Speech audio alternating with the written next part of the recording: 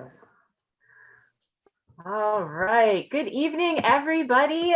We are back with Coffee with for December. I am so excited to be spending my Friday evening with these two wonderful gentlemen. We have Doc Clinchy here, president of the National EMS Museum. And our guest this evening is Mr. Jack Bonnell of Zanesville, Ohio. Jack has a lot of really fun, really cool bits of EMS history to share with us. So I am going to turn it right over to you two.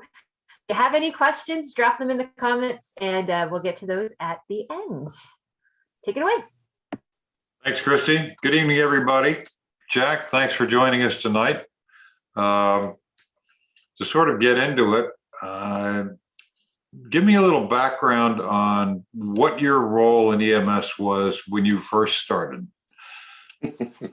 Well, the first role was basically washing the hearses, which of course doubled as the ambulances.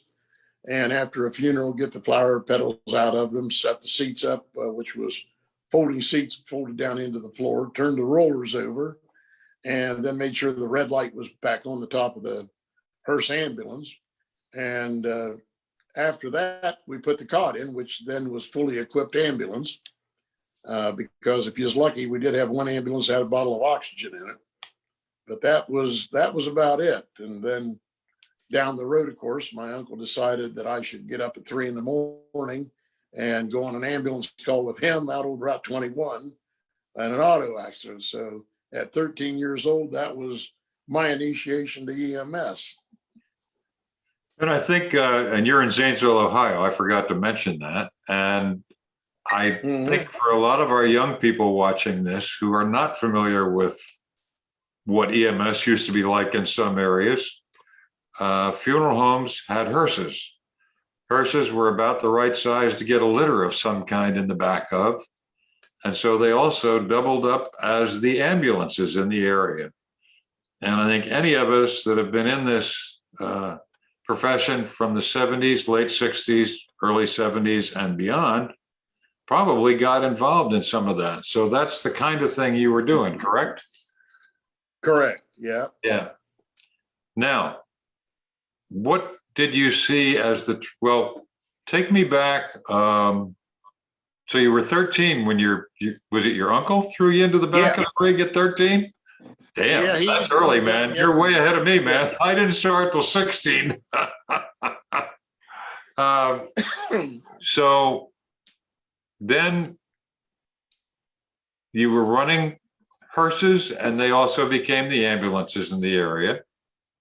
Yeah, they were. And this is before the advent of EMS or EMTs. Yeah.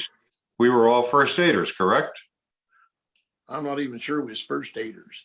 I know my uncle, when I turned 16, 1969, he got me on over New Concord, Bob Mock's place. And I was a part-time fill-in-the-blank driver, carry flowers in, do whatever. The ambulance was, of course, about number 12 on the list of the most important things in the funeral home. And if you had a funeral that day, you sure didn't take the ambulance out after you washed it on an ambulance call. That was there for the hearse. So you'd call the neighboring town for that. And of course, a lot of times you ended up going by yourself. And there was no radios in the cars. There was no equipment. And there was, in rural areas like ours, Guernsey and Muskingum County, there was no road names. There was no numbers on houses or poles or mailboxes. You would just get directions by, you're going out to the Christmas tree house. You turn right there, go up to the fork of the road, go to the right. When you come to the red barn with 2 silos, first road after that, turn left, and the one down there will be Dave Morgan's farm, and that's where they need the there ambulance. You go. Oh, been there, done that, man. Yeah. Been there, done that. To help you load them in the car and get the wife to sit in the back and hold them on the cot till you got to the hospital. Yeah, there was your start of ambulance service. Yeah, the third place after the old Johnson house. Yeah, there we are. Yeah. Yeah. Amazingly, we found people.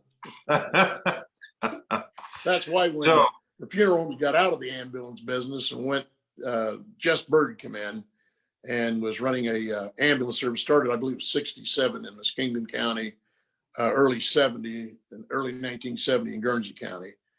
And he come in, each base had 3 combination hearses, 1 highboy ambulance, which people wouldn't believe it, but you actually hung people from the ceiling of the thing.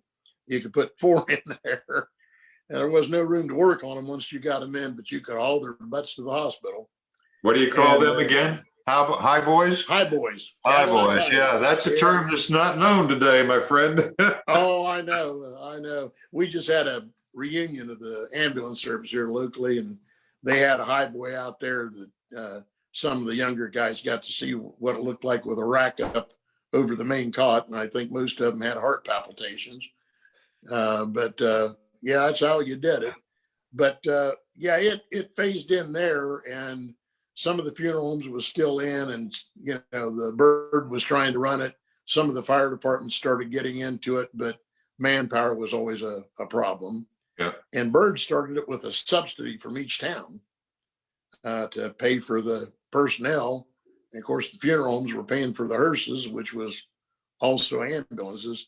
And it worked that way pretty good till about 78, when the Cadillacs got so small they had to start going to straight ambulances and stuff. Yeah. So that was sort of a transition period going on there. Yeah. Well, it's interesting.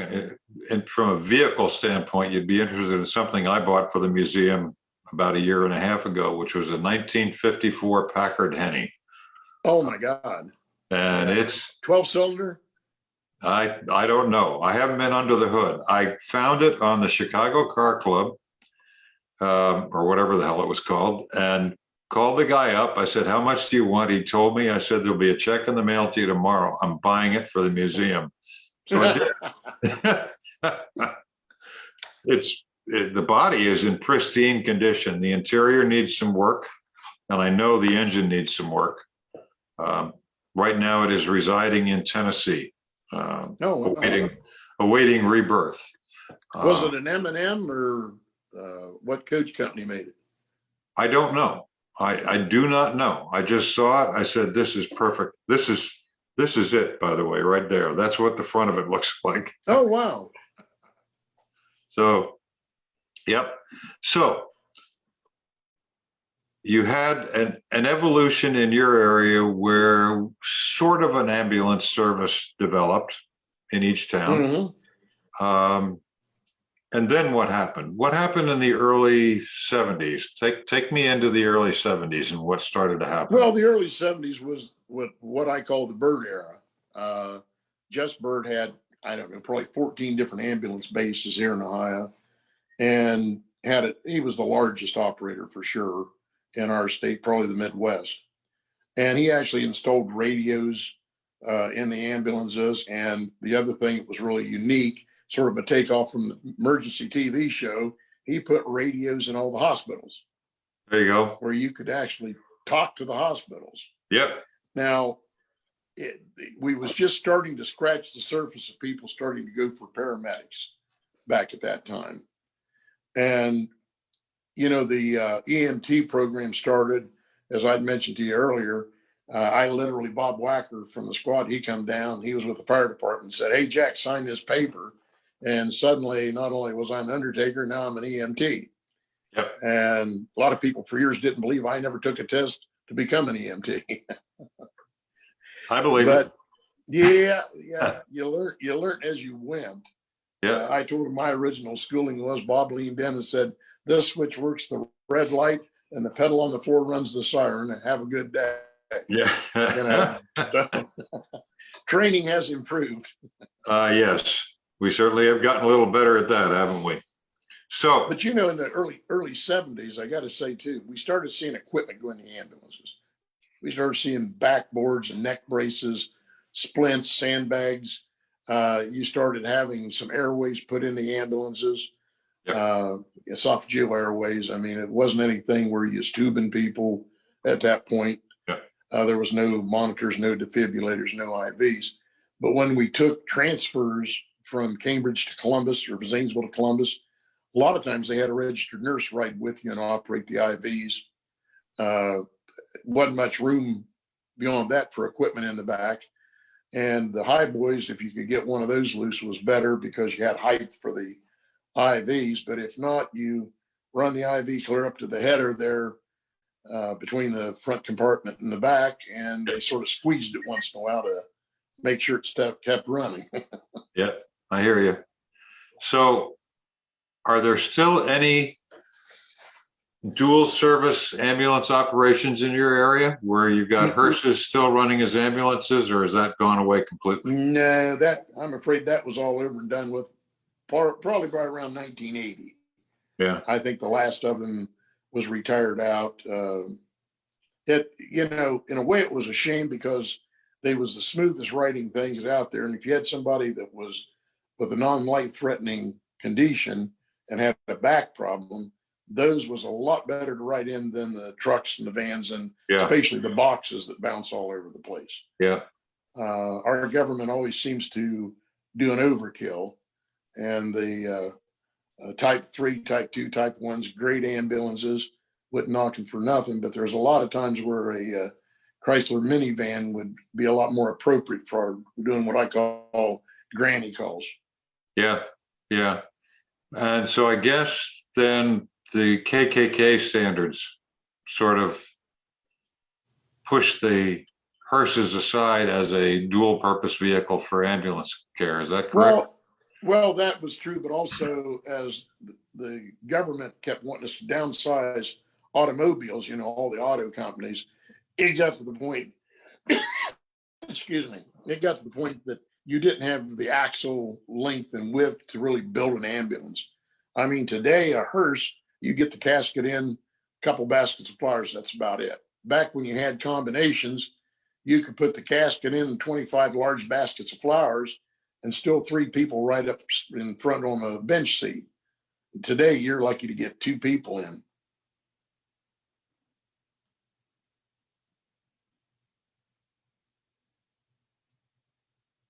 So I don't know if we just froze the screen or what. Hello. Hey, there you are, I don't know. It looks like we've lost him. Did we lose him? Well, I know I'm long-winded, but I can't believe I froze him out that fast. It's all right. Keep going with your stories. And yeah.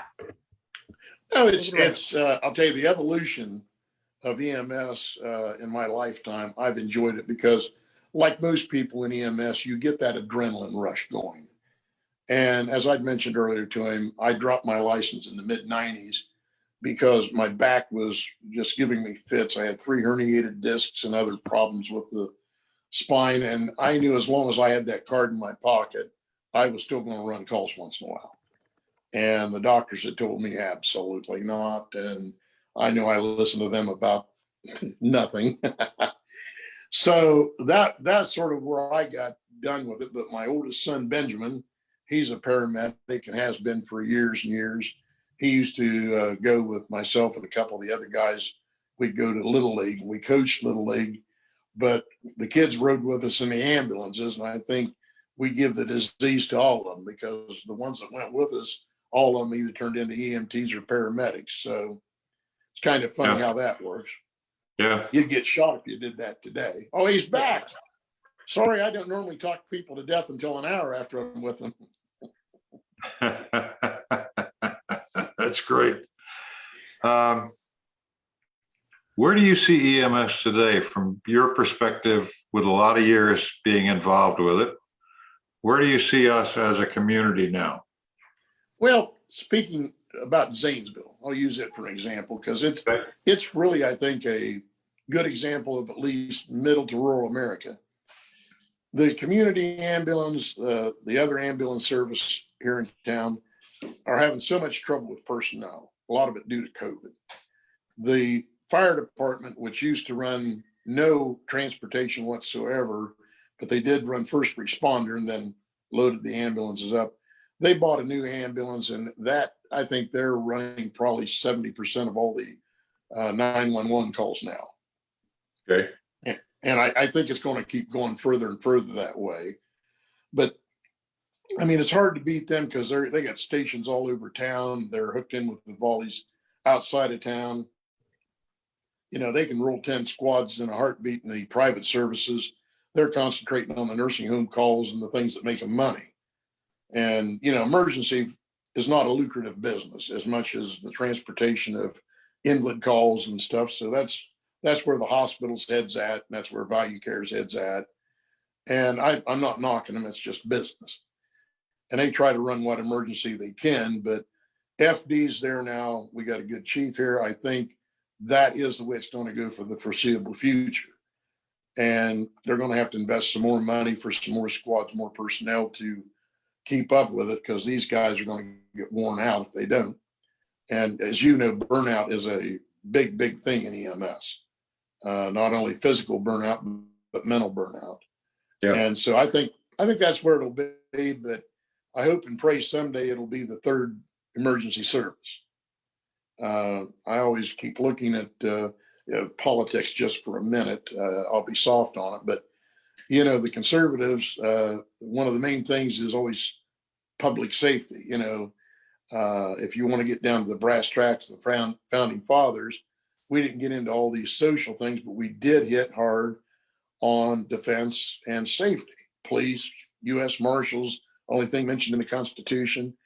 You extrapolate from that to your fire, and EMS has to be right up there. Yep. And I think eventually we'll have a tax-supported EMS system, maybe not in my lifetime or yours, but I think the groundwork's there to get to that, to where it'll be something someone can make a lifetime career with a hell of a good pension. And that's where I see it eventually going. But we're still, at this point in time, just creating history. We're definitely not there at the end of the road yet. We got a long way to go. We're not driving 1963 Cadillac ambulances, but we're not to the end of the road yet either, you know. I agree. Interesting that you mentioned the evolution of EMS into a full-fledged freestanding service. I think there is a trend in EMS today of looking at a concept now called community paramedicine. And I think maybe that is the path that will get us there. Because a lot of good paramedics that I've educated over my lifetime end up going on to become nurses or physician assistants or physicians. And because in EMS, there was no vertical mobility for them. And maybe if we do evolve to where something like community paramedicine emerges, there may be a place for them to stay long-term and permanently. Mm-hmm. I know. Well, there's a lot of paramedics in this area that now work ER. Yeah. Because they physically can't go out on squad anymore, but they do that. Some of them do insurance work. Yep. Again, because they no longer can go out. But it'd sure be nice to see what you're talking about, to where they could go out and do stuff, you know. Yep. And it has happened in the past for some services. I need to bite my tongue a little bit because I ran one of those, but well, the guys weren't overworked. The paramedics were not overworked. So we found out who in the community had chronic health problems, and we started to do wellness checks on them. And today that has a label, which is called community paramedicine. But, you know, didn't have a label in those days. It was just, let's keep the guys busy a little bit. Yeah. So, well, one of the things I hope is we don't get a nationalized program. I don't want to see stuff run out of Washington, D.C., because that's where, frankly, and I'm not knocking the folks in Washington, but I think anytime you try to run everything from one little town, 3,000, 4,000 miles away from your furthest place, you really don't know what the hell's going on there. And each state has its different terrain. It's like just east of here, we have all the state parks, the national parks. You know, you go out on a call there, like when I worked out at Cambridge, you're 25, 30 minutes just getting on scene. And then you may need an ATV to go down over a hill or in the wintertime, a sled, pulled by a snowmobile to go get people. Well, if you've got a guy that's writing the plans and he lives down in Pensacola, Florida, a 8-inch snow may not be the biggest thing on the top of his mind, Absolutely. And I think this is the trouble with people in Washington writing the regulations for all 50 states.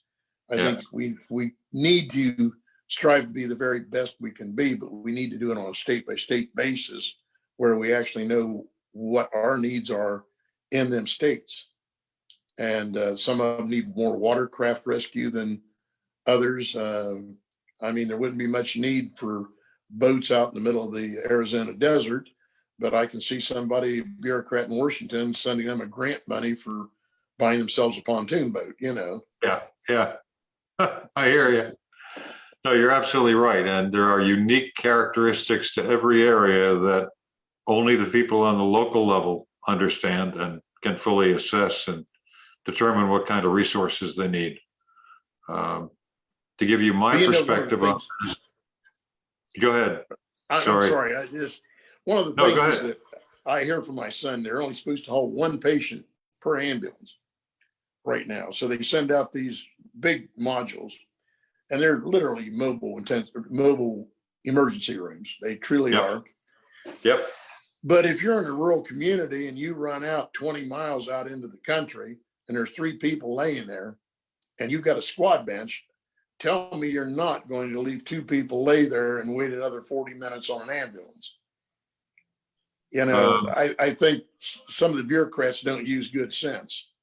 You are absolutely right. I can remember running with a patient on a litter, patient on a squad bench, patient on the floor of the ambulance. I've done that. So I'm very familiar with what you're talking about.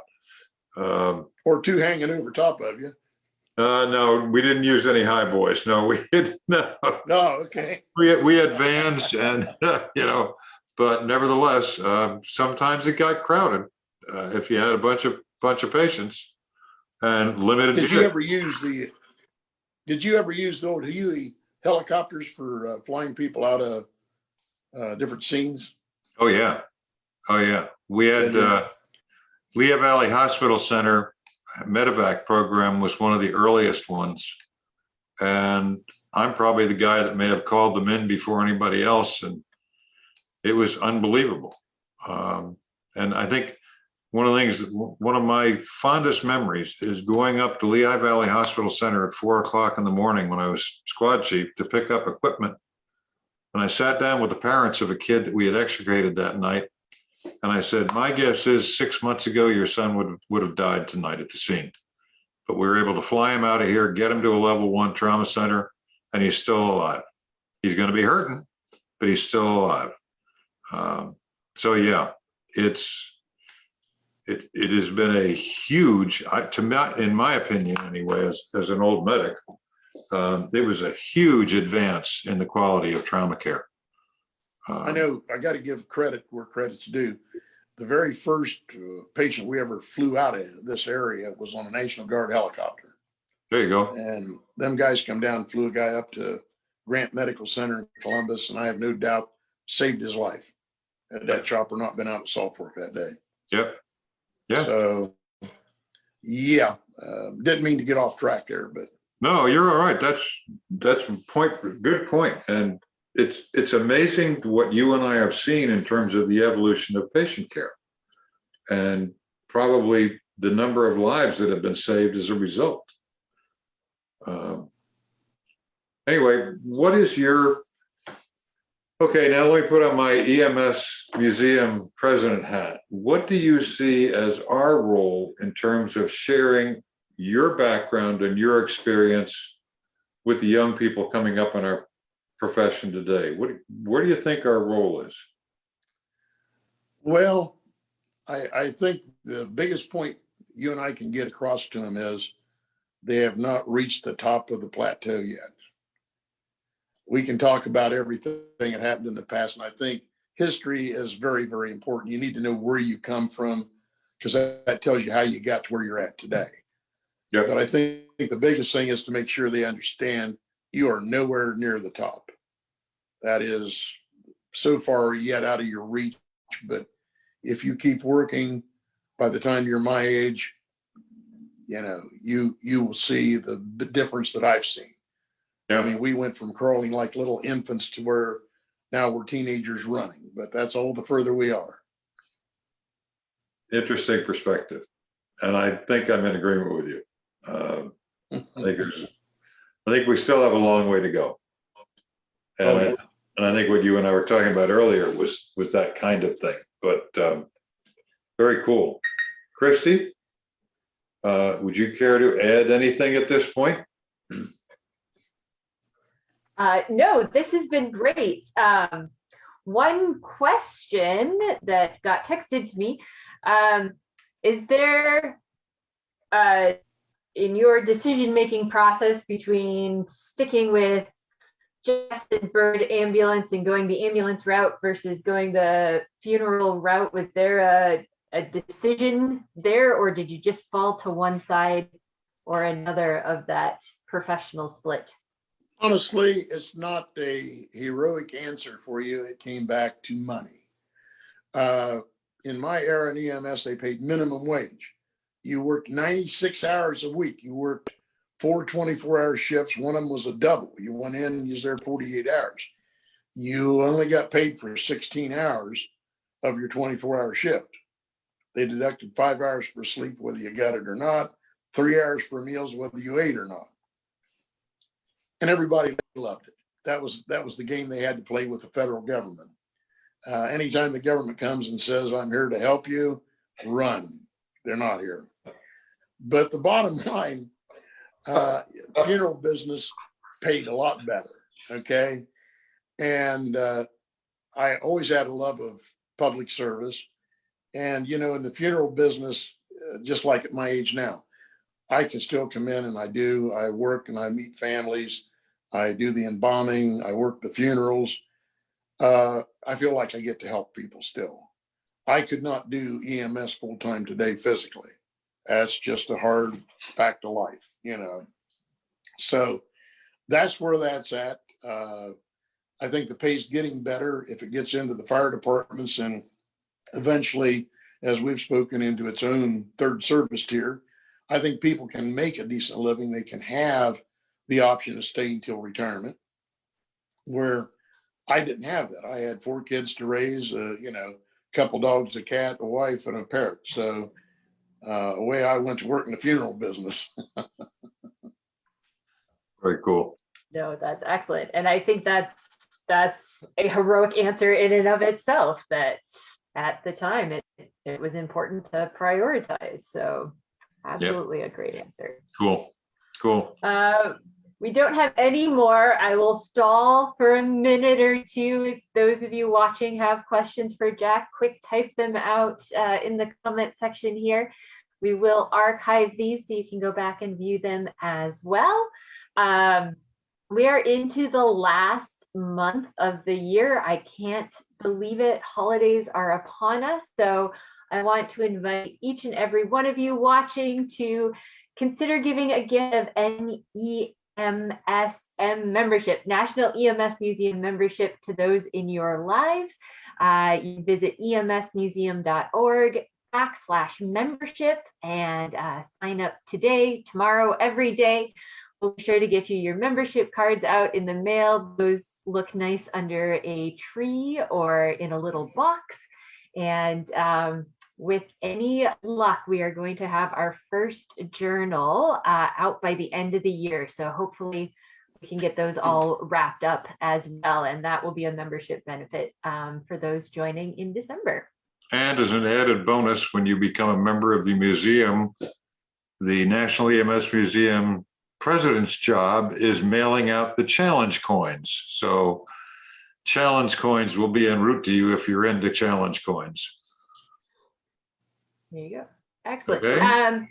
This is the last coffee for the year. So thank you guys both for joining tonight, and another great year at the museum. And I can't thank everybody enough for the wonderful 2021. Hard to believe it's coming to an end. So Yeah. Stay tuned to Facebook, to newsletters. Again, members get new information, sneak peeks and such. So be sure to sign up for our mailing list. And we will see you all in January. I can't remember what day. We do I have can't a either. we have a coffee in January. So we'll see you in the new year. Stay safe, stay healthy. Happy holidays to those that are celebrating over the next 3 weeks. We wish you all the best. And yeah, stay in touch. We'll be updating regularly, social media and emails. Thank you Jack. all. Have a good night. Jack, thanks so much for your time. To everybody out Thank there, you. Happy Hanukkah or Merry Christmas, whichever it And is you Merry celebrate Christmas. this time of the year. Take care. Thanks again. All Good night, right, everybody. good night.